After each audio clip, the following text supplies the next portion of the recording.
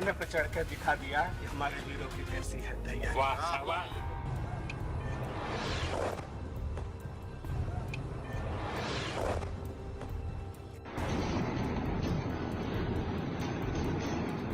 पाकिस्तान तबाह हो गया, आतंक का गढ़ बर्बाद हो गया, 11 एयरबेस खंडहर बन गए, सैन्य ठिकाने मलबे में बदल गए।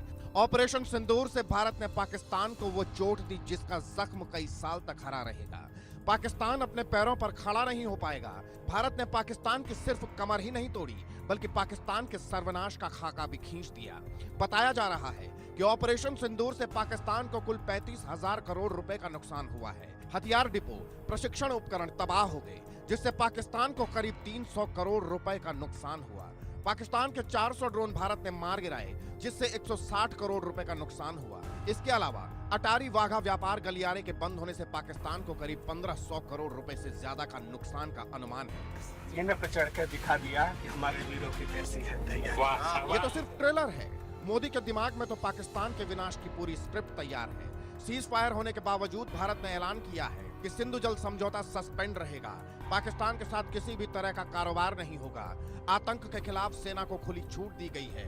एलओसी पर सेना की भारी तैनाती रहेगी। मैसेज साफ है, अगर पाकिस्तान ने आगे कोई भी दुस्साहस किया, आतंक का साथ दिया, आतंकियों को पनाह दी, तो पाकिस्तान का विनाश तय है। शहबाज और मुनीर की बर्बादी तय है।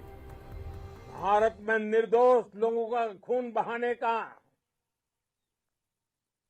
एक ही अंजाम होगा, विनाश और महाविनाश। प्रधानमंत्री मोदी ने आतंक के आकाओं और पाकिस्तान को सीधी चेतावनी दी है। साथ ही ये साफ कर दिया है कि भारत ने सैन्य कार्रवाई सिर्फ स्थगित की है, ऑपरेशन सिंदूर को स्थगित किया है, रद्द नहीं। अगर अब आतंक के सांपों ने फन उठाया तो सिर्फ उसे कुचला नहीं जाएगा, बल्कि पूरा आतंकिस्तान तबाह होगा।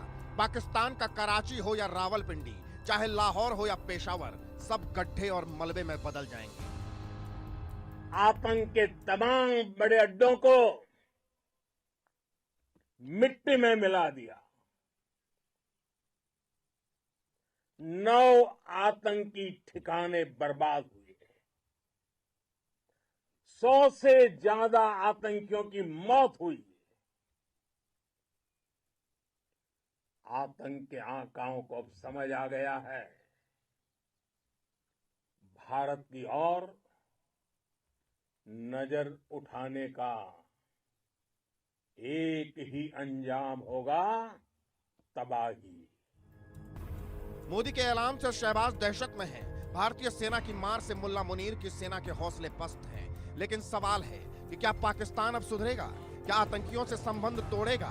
क्या आतंकियों को भारत के हवाले करेगा? अगर नहीं तो पाकिस्तान को विनाश से कोई नहीं बचा सकता।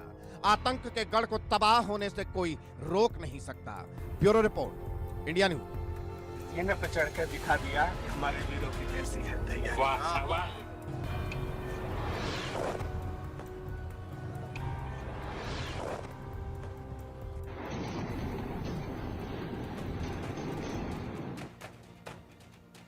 पहलगाम में हुए आतंकी हमले के बाद भारत का एक ही मकसद था, आतंकियों और उनके गढ़ को तबाह कर देना। ऑपरेशन सिंदूर ने भारत के लक्ष्य को सफलतापूर्वक पूरा भी किया है। पाकिस्तान ने जब भारत पर हमला करने की कोशिश की तो भारत ने उसका भी करारा जवाब दिया। भारत के जवाबी हमले से पाकिस्तान बिलबिला उठा और परमाणु बम की रट लगाए पाकिस्तान के परमाणु ठिकानों को भी नुकसान पहुंचाने की खबर है। गनीमत रही कि पाकिस्तान ने सीज फायर की गुहार लगाई और भारत तैयार हो गया, नहीं तो आज अंजाम कुछ और होता। अमेरिकी राष्ट्रपति डोनाल्ड ट्रंप को भी इसका अंदाजा हो गया था कि अगर भारत और पाकिस्तान में पूर्ण युद्ध होता है तो पूरी दुनिया इसकी चपेट में आएगी।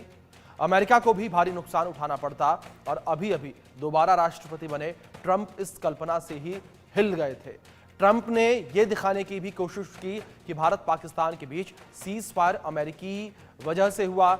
ये भी कह रहे हैं कि ट्रेड बंद करने की धमकी के बाद भारत सीज फायर के लिए तैयार हुआ, लेकिन सच्चाई इसके बिल्कुल उलट है। सीज फायर में अमेरिका का कोई भी योगदान नहीं है, कोई भूमिका नहीं है। उसे ऑपरेशन सिंदूर के बाद व्यापार को लेकर ही कोई बात हुई। भारत सरकार ने ट्रंप के दावे को बार बार खारिज कर दिया है। सच तो यहां पर यह है कि पाकिस्तान को लेकर भारत के कड़े रुख से ट्रंप हिल गए थे।